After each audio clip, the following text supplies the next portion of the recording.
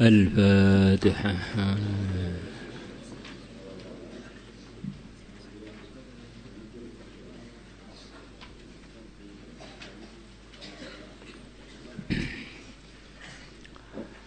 بسم الله الرحمن الرحيم. وعن كعب بن عجرة رضي الله عنه قال: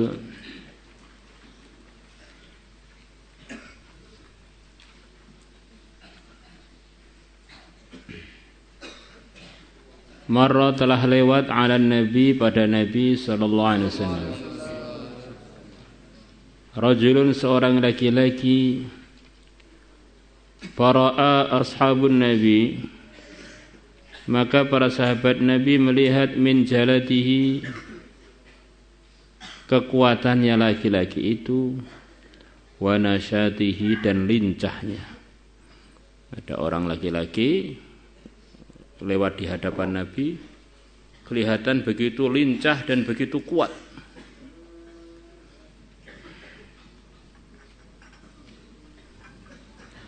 Faqalu, maka para sahabat mengatakan, ya Rasulullah sallallahu alaihi wasallam, lau kana hadza, andaikan adanya laki-laki yang lewat tadi, fi sabilillah, di jalannya Allah, terus bagaimana? Tentu saja dia dalam anugerah-anugerah yang akan didapatkannya. Andaikan untuk khurut, Masya Allah. Maka oleh Nabi diterangkan bahwa fisabilillah itu artinya luas. Bukan sekedar bergerak di dalam mengangkat senjata melawan kebatilan, bukan itu saja. Faqala, maka bersabda Rasulullah sallallahu alaihi wasallam, in kana, kalau laki-laki tadi kharaja yas'a ala waladih, dia keluar untuk usaha memikirkan anak-anaknya sigharan yang masih kecil. Yas'a ala waladih itu di antara maksudnya kerja. Dia ini bergerak untuk kerja yang hasilnya untuk menafkahi anak-anaknya yang masih kecil. Kenapa kok anak-anak masih kecil? Kalau yang gede itu mestinya ya, kecuali kalau dia sibuk dalam belajar agama, ini sudah mukallaf, mestinya yang cari nafkah sendiri. Seperti kita begini ini kan aslinya, kalau kita nggak belajar kan semestinya ya sudah mikirkan menafkahi dirinya sendiri. Maka sekarang kok enggak nafkahi dirinya karena dihusnudzoni oleh wali-wali kita bahwa kita ini sedang belajar fisabilillah.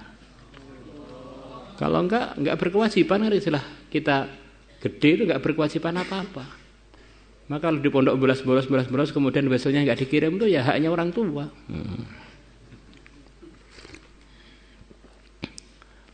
Kalau ada orang sudah balik, itu semestinya memang dia ini mikirkan menafkahi dirinya sendiri.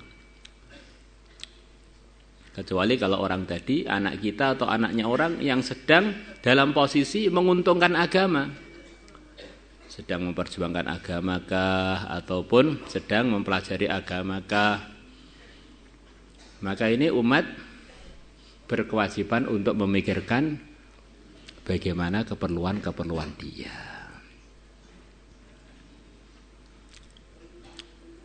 Sebagaimana keterangan-keterangan sebelumnya bahwa di antara ajaran pokoknya Islam dalam urusan nafkah menafkahi itu, orang Islam yang sudah balik, badannya sehat, tidak boleh meminta kepada orang lain. Kecuali kalau sudah 3 hari dia nggak bisa makan sampai khawatir pingsan atau mati, baru boleh minta. Mau kerja apa Pak? Saya nggak ahli kuli, nggak perlu keahlian. Ngangkat-ngangkat barang nggak perlu keahlian. Fahuwa, maka orang tersebut kalau dia kerja untuk anak-anaknya yang masih kecil, fisabilillah adalah di jalan Allah. Wa in kana kharaja yas'a ala bawaihi syaikhaini kabiraini. Dan kalau ada dia keluar untuk usaha untuk kedua orang tuanya yang sudah tua, yang sudah banyak umurnya, kerja untuk dua orang tuanya yang sudah tua, yang sudah banyak umurnya,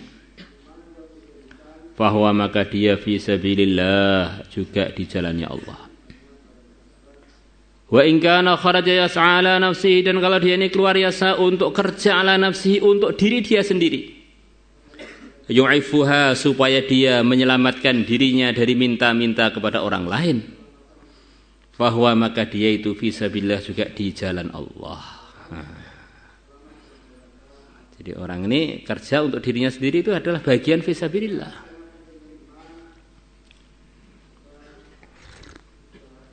Biar enggak jadi orang yang meminta-minta.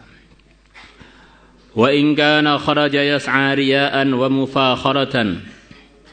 Dan kalau dia ini keluar untuk usaha riya'an, karena untuk pamer, wa mufakharatan, dan untuk membanggakan diri. Di kerjanya ini bukan untuk ridhonya Allah, untuk yang lain. Saya kerja ini untuk membanggakan dirinya, dengan kerja ini saya jadi kaya raya, mobilnya begitu mewah, rumahnya begitu indah, untuk pamer-pamer, bukan untuk cari ridhonya Allah. Bahwa maka keluar dia atau orang tadi fi sabilis syaitan, di jalannya syaitan.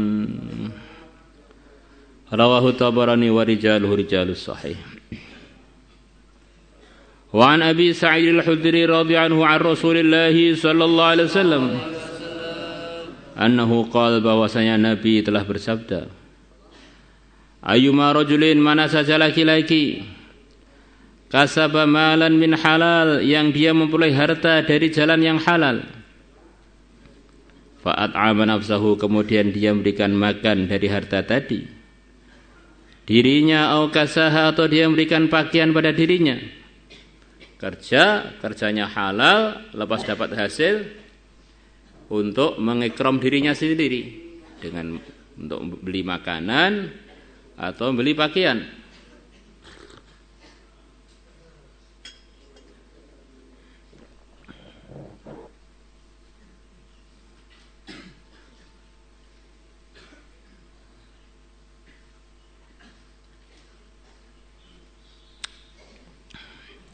Faman dunahu, kemudian dia juga memberikan harta tadi kepada orang yang selain dirinya, untuk ngikram temannya kah, ngikram lingkungannya kah, min khalqillah, dari makhluk-makhluknya Allah. Kata sebagian ulama, makhluknya Allah tidak perlu berupa manusia. Mungkin sebagian diberikan makanan kucing kah, makanan ayam kah, diikramkan mereka. Fa inna lahu, maka sungguhnya bagi orang tersebut, bihi, dengan sebab harta yang halal tadi, yang dia gunakan untuk makan sendiri atau memberikan bagian untuk dirinya, untuk diberikan kepada selain dia berupa makhluk-makhluk Allah. Bihi, dengan sebab harta tersebut, zakatan,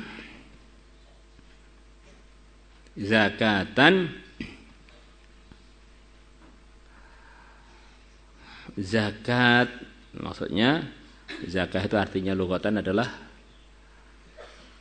bersih, dengan sebab dia mengikram dirinya dari harta yang halal, berikan baju untuk dirinya dari harta yang halal, kemudian diberikan kepada orang lain atau makhluk Allah yang lain dari harta yang halal tadi, maka dengan sebab perbuatan dia tadi, diri dia menjadi bersih dari macam-macam kotorannya, dosa dan kekeliruan. Fa inna lahu, mongko sak temene iku lahu kedue rajul, bihi, sebab mal halal tadi, apa zakatan, kebersihan.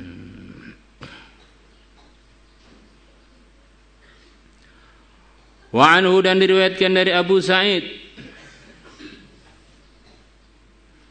qala, beliau mengatakan, qala, telah bersabda Rasulullah sallallahu alaihi wasallam, man akala thayyiban, barang siapa makan harta yang halal, Wa amila fi sunnatin, dan dia beramal fi sunnatin di dalam sunnah. Di antaranya fi sunnatin di dalam arahan-arahan Nabi, arahan-arahan agama. Amalannya amalan yang benar, makannya halal, amalannya amalan yang benar. Wa aminan nasu bawa'iqahu, dan orang-orang selamat bawa'iqahu dari keburukan-keburukan dia.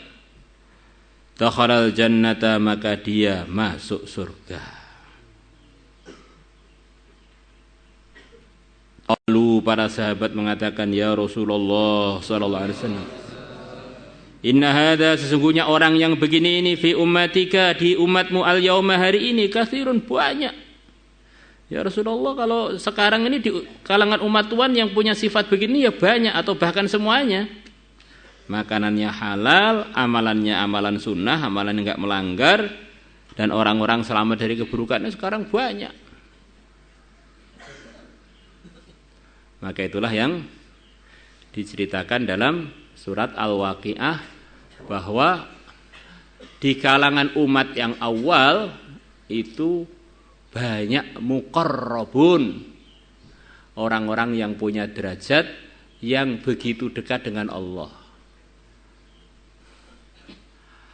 Thullatum minal awwalin, yang mana muqarrabun tadi jamaah yang besar, kelompok yang besar di awal-awalnya umat Muhammad. Wa qalilun minal akhirin, dan sedikit dari akhirnya umat Muhammad. Jadi zaman sahabat tuh begitu diceritai begini, ini wah ini banyak ini, atau bahkan semuanya. Maka Nabi bersabda, nanti akan datang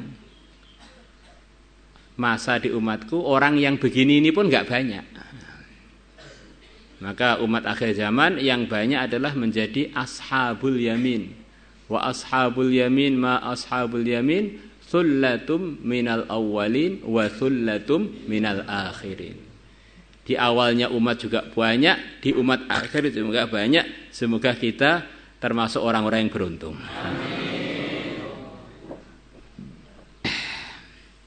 Qala Nabi bersabda, wa sayakunu fi qurunin ba'di, dan orang-orang yang makan halal, amal sunnah, orang-orang lain selamat dari keburukan-keburukannya, mereka pun akan ada di generasi-generasi selepasku. Dalam sebagian sarahnya, walaupun tidak sebanyak sekarang. Kita terus akan ada kalangan umat ini yang dipilih oleh Allah untuk bisa makan yang halal, amal sunnah, orang-orang lain selamat dari keburukannya. Maka kata Al-Imam Ghazali rahimahullah, kurang lebihnya, kalau orang itu ridho dengan makanan yang sederhana, pakaian yang sederhana, rumah tinggal yang sederhana, kapanpun di zaman apapun dia tidak sulit cari rezeki halal. Jadi biaya hidup untuk yang halal itu murah. Kita nguli sehari, kalau makannya sederhana bisa untuk makan 1 minggu kalau perlu. Apa-apa jadi mahal itu bukan karena keperluan hidup, tapi karena gaya hidup. Hidupnya gaya. Pelajar weselnya 500.000, bajunya harganya 600.000. Akhirnya makan kain lah, bukan makan nasi. Makannya utang. Demi gengsi, aku rela hutang di mana-mana. Coba kalau disesuaikan dengan kemudahan yang Allah datangkan kepada kita, sudah makan halal tuh kapanpun, berpakaian halal kapanpun, rumah yang halal kapanpun itu mudah.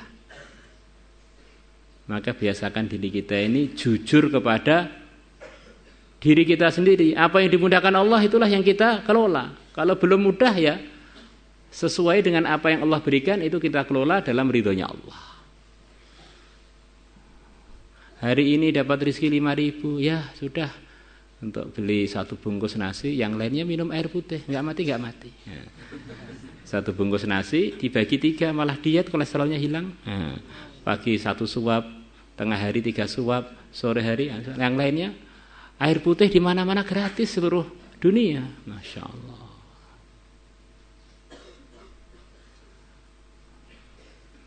Nah, kita ini pengen hidup sekali itu hidup yang takwa.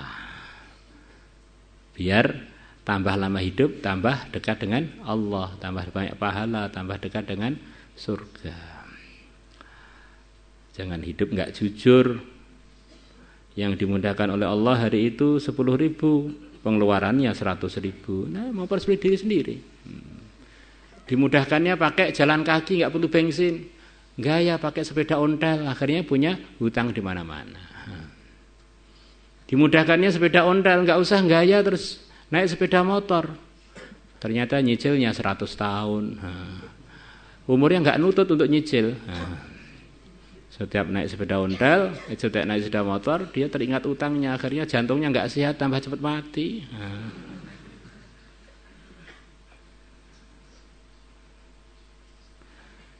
Apa yang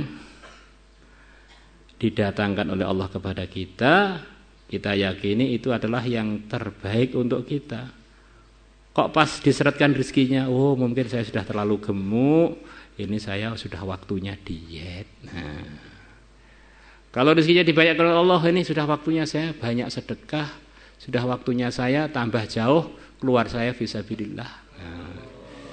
Ini kok besolnya oleh ayah saya dilipatkan, oh sudah waktunya saya beli kitab-kitab biar saya tambah banyak pengetahuan saya urusan agama. Jangan sampai salah kelola pada rezeki yang Allah mudahkan kepada kita. Maka kata sebagian ulama, kita ini harus yakin rezekinya orang kepada setiap mukallaf tuh nggak ada yang kurang. Itu sudah sesuai semua. Kok bisa kurang? Karena salah kelola. Karena Allah tuh maha hikmah. Pasti tepat. Kok nggak tepat, yang salah hambanya itu. Ngelolanya nggak pas.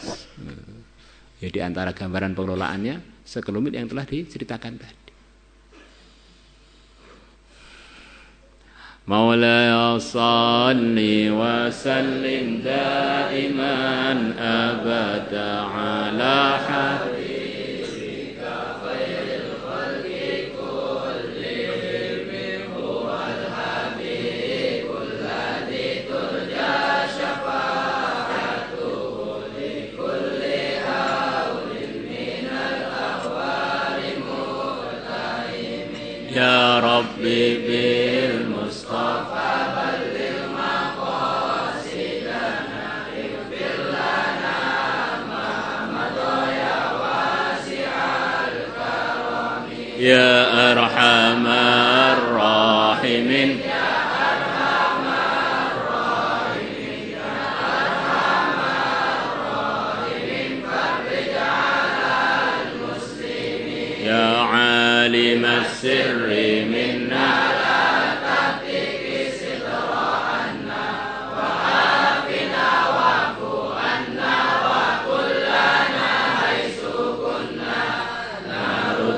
bikal a'da min kulli bid'ati wa bil ismi narmihim minal mu'di bisyatan fa anta rajai ya ilahi wa sayyidi wa farlin tuyushalil adawati udmi wa summa wa abkim summa